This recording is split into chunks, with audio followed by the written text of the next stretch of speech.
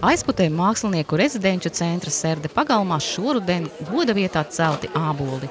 Te laikmetīgās mākslas festivāla ietvaros norisinās starptautiskas simpozijas ar nosaukumu āboļošana. Rosība valda visās radošajās darbnīcās. Aizputnieks Armands Ausmanis demonstrē sulu spiedi, ar kuru joprojām rudeņos izspiežot ap 200 litriem vērtīgās ābolu sulas. Tas ir padomu laika brīnums.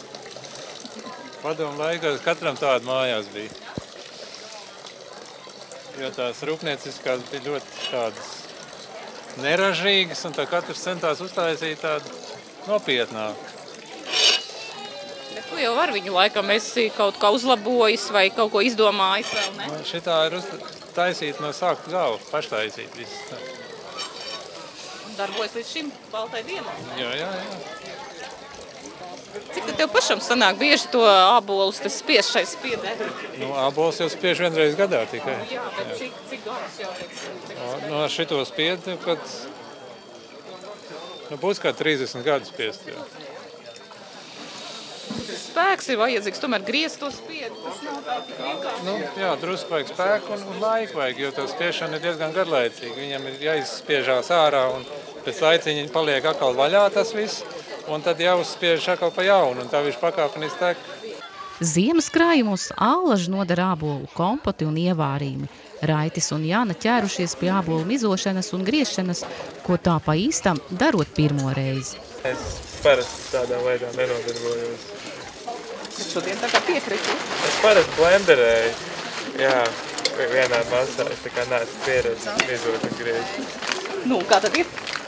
Tā ir normāli. Kad varēs arī mācīties, kad es aktivārīt. Varbūt vecumdienās nodarbošos ar to. Es pirmo reizi mizoju ar nāzi ābolus. Iepriekš esmu mizojis tikai ar tādu, mizojamo. Bet, sanāk arī šitā. Derēs, vai ne? Jā. Cik te tev liels darbošanās vai sakarība ir ar tiem āboliem? Ne jau tikai tu uzvāc vien, protams. Rudens ir āboļu laiks, ne? Jā, bet es tā līdz šim nekur tā ar ābolu. Es neesmu neko nevārījusi, ne kaltējusi, parasti nenodarbojos arī ar to. Bet mājās jau gan jau. Godīgi sakot, nē. Tad tu šodien praktiski iepazīstu tos ābolus reālos. Jā, parasti visādi suvenīri ir par ābolu tēmu. Šoreiz taisīšu divas ļoti tradicionālas receptes, ābolu kompotu un ābolu brūkliņu ievārījumu. Bet tāda mazliet mūsdienīgāk, tur garšvielām savādākām tā. Kas tur būs tāds netradicionālāks līdz šim, ko mēs nezinām? Ābolu kompots būs ar to, ko varēja aizpats tirgū dabūt, tās ir avenes. Un arī tas, kas tagad ir vietējās vīnogas, pamēģināsim ar vīnogām. Blakus ierastajam un zināmajam iespēja nobaudīt arī ābeļu lapu vīnu, kas esot īsts veselības dzēriens. Savukārt ābolu alus ir tikai tapšanas procesā, ko varēs garšot pēc pāris nedēļām.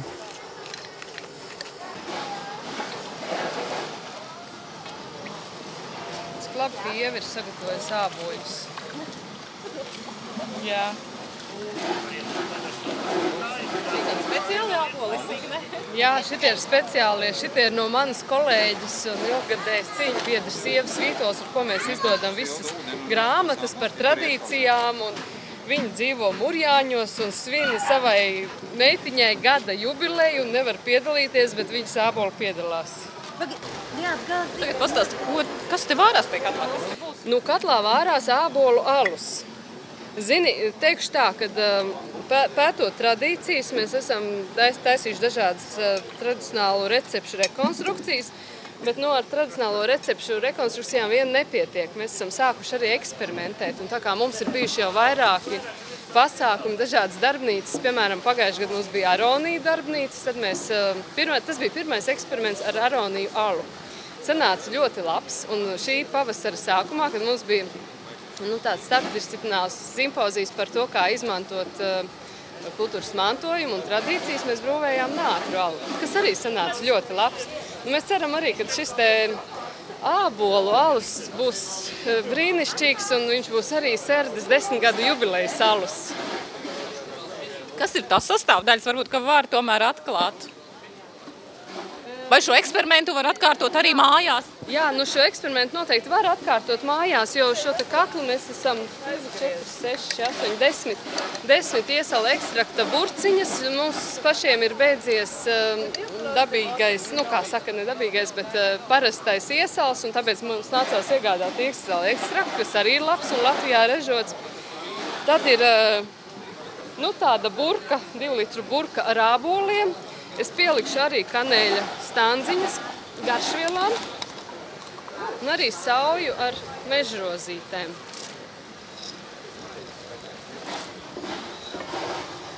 Un tad, kad viņam arī mēs drusciņi pieliksim apiņus, tad, kad viņi savārīsies kopā rūgtumam, bez apiņiem alus nav alus, vai ne? Un atdzesēsim un liksim klāt raugu. Mums ir speciāls šoreiz beļģu alus raugs, un tos mēs arī tad izmantosim, lai būtu pavisam labs tauta draudzības alus. Un cik ilgi šitā jāvāra? Šitā ir jāvāra, kamēr drusku arī atvārās labumiņš no āboliem, ja, lai viņi ir tādi kā kompotā. Lai viņš drusciņi pavārās, lai tās visas vielas savstarpēji sadraudzējās. Kad tas alus būs baudāms?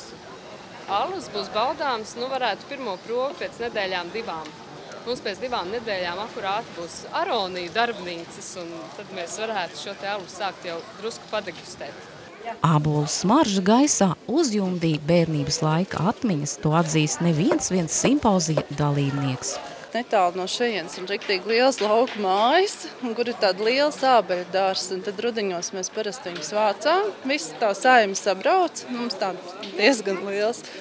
Un tad mēs viņus pārstrādājām sulās, vīnu gan mēs netaisījām un vedām uz tirgu. Visi bērni bija norīkoti salasīt. Un, protams, zaktas, āboļu zaktas ar brūklinēm kopā. Un tā. Tā ir tā bērnības sajūta? Jā, bērnības sajūta, jā. Tā kā es šodien sajūtu to brūklēnas smaržu uzreiz bērnības sajūta. Un kvalitāti ābolu arī. Bet šodien, kas no tā visa, ir kaut kāds darbošanās ar āboliem? Jā, ir. Diemžēl šogad mūsu pusē nav tā raža, bet pagājuši gadu es vārīju arī, bet es jau eksperimentēju ar piparmētrām kopā, liekot zaptes un ar kanēļiem un tā. Jau nav vairs tās tradicionālās, kā mamma taisīja. Ābeles ir sens kultūraugs, par ko liecina pasakas, teikas un tautas dziesmas, kas arī bērnībā lasītas. Visiem tik pierasti āboli izrādās nebūt nav tik parasti. Un ābols savukārt simbolizē tādu auglību vairāk un arī saistīta ar erotiku. Tad meitenes kaitina puišas ar āboliem. Var sakot tā. Ko vēl var pateikt, arī ticējumos ir ļoti daudz ābolu minēti. Ja, piemēram, sapnī redz ābolus, tad uzmetīšoties kā augoņi. Es ticējums tiešām ļoti interesanti apskatīju, un tur ir arī par ābelēm, ka ābelēm zarus nedrīkst laust, notiks nelaimi, un daudz vēstīts par to, kad ir jāstāda āboli un kad ir jāvāc āboli, ka, teiksim, tad, kad ir labs ābolu gads, tad ir arī labs kartupeļu gads. Un tad, ja ābeli iestāda pilnā mēnesī, tad viņi sāk ražot jau 3. gadā. Un ja ābelē nolauž zaru sapnī, tad kāds mirs tādu par ticējumu. Tā kā ļoti daudz tādu tabu ar ābeli tieši, bet āboli atkal ir tāda auglība, un tiem, kam ir āboli, tie skaitās tādi bagāti, turīgi, jo kādreiz jau to našķu bērniem bija ļoti maz. Un tad lielākais gardums, ka gāja ciemos vai tāpat puiši gāja precībās, tad nesa tur šņabi un ābols, kā ciemu kukuli. Āboļošanas simpozijā savas durvis vērusi slavenā točka, kur tiek dzīta īsta ugunsdzira, jeb ābolu kanģa. Jā, šodien Serde te prezentē vienu no saviem vecākajiem projektiem, saucās Točka. Tas ir tradicionālā izpētē balstīts projekts par to, ka ilgus laikus cilvēki ir darinājuši stipro alkoholu mājas apstākļos. par šo te projektu 2005. Gadā, ja nemaldos, mēs dabūjām gada balvu par inovācijām tradicionālās kultūras izpētē.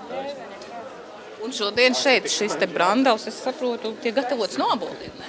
Jā, par cik pasākums ir ābolam kā resursam, tad šoreiz mēs gatavojam no āboliem kanģu, jeb dzimtenīti. Jā. Nebūs arī kāds nosaukums tam, tomēr tas ir no āboliem darināts. Tas nav kaut kāds tāds tradicionāls. Ābolu kanģu.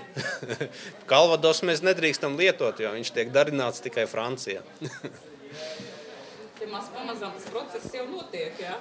Jā, viss tas aparāts arī toreiz tika taisīts kā rekonstrukcija, reāli darbojošs aparāts, kurš padomu laikos šādi bija daudzos lauku sētās, un cilvēki viņus lietoja. Un tieši tas arī bija interesanti mums, kad mēs to darījām, jo tas parāda, kā cilvēki, kad ir ļoti smagi ekonomiskie apstākļi un ir deficīts, kā viņi sagādā sev nepieciešamās lietas. Un toreiz arī mēs tā centāmies neuzsvērt kaut kādas sociālās lietas, teiksim, alkoholu kā sociālo ļaunumu, bet fokus mums ir tieši par to cilvēku izdomu un asprātību un kā to darīt. Nemazāk interesanti ir kādā citā laboratorijā, kas saucas baktēriju baterija. Cilvēki taisa zapates, taisa vīnus, bet tas viss, kas paliek pāri, tās čagiņas, no kā izspiež sulu, to parasti met ārā. Un šodien mēs parādīsim, kā no tā var dabūt arī enerģiju ārā, elektrību. Tātad tur mums jau stāv spainis ar to visu, un šeit jaunie censoņi ir ieinteresēti, viņi grib uzbūvēt baktēriju bateriju saucamo. Ko jūs šobrīd jau esat izdarījuši, kas te notiek? Mēs esam saskrūvējuši visu kopā, lai smuki izstās, un tagad mums atlicis pēdējais posms, mums jāuztaisa pārēj no viena trauka otrā. Tad mēs savienojam divas traukas kopā. Vienā traukā būs tie vecie āboli, kas ir nedaudz jau ierūguši, viņi jau tur nedaudz smako, un otrā traukā mums būs tīšs ūdens. Un tad, kad mēs to sistēmu visu noslēgsim kopā, mēs dabūsim elektrību ārā no tā. Vai tu dari kaut ko tādu pirmo reizi, ja viss kaut ko tādu mēģinājis? Mēs jau tieši sadarbībā ar māksliniekiem to esam pāris reizes darījuši no dažādiem materiāliem, jo parasti mēs liekam iekšā dūņus no ezeriem vai no upēm. Tas tā kā, bet tā kā šodien tā āboļošana, tad mēs pamēģināsim varbūt no tiem āboliem sanāk pat vēl labāk. Ka varētu mēģināt kaut ko iegūt lielākus rezultātus no tā visa. Tā jums tāda āboļu spēkstacija? Maziņā spēkstacija, jā. Otrais izmantojamiem materiāliem. Un cik daudz tās elektrības jūs te domājat iegūt? Cik daudz mēs te varam ko apgaismot, ko izdarīt? Ar to, ko redz uz galda, nekas daudz nesanāks. Mēs varētu palaist kaut kādu pulksteni digitālo, kas laiku mēra, un mēs varbūt kādu lampiņu varam palaist kādu diodīti, lai pamirgo. Es taisu elektrību no āboliem veciem.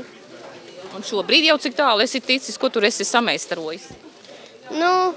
Tur vēl būs laikam jātaisa vēl, bet esmu sataisījis vismaz šo.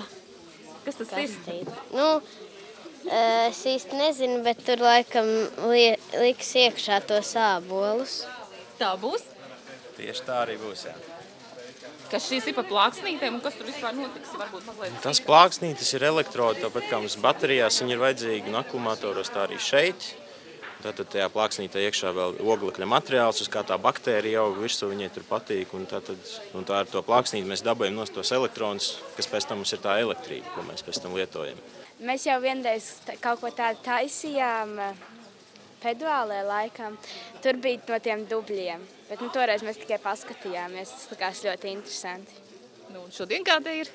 Šodien arī ļoti forši. Pirmo reizi varēšu to pati izdarīt. Gaida ātrāk to rezultātu, jā? Jā. Āboļošanas simpozijas aizputē noslēdzies. Iespējams, ka tas rosinās uz tālākiem pasākumiem, liekot paskatīties uz ikdienišķi ierastām lietām no cita skatpunkta.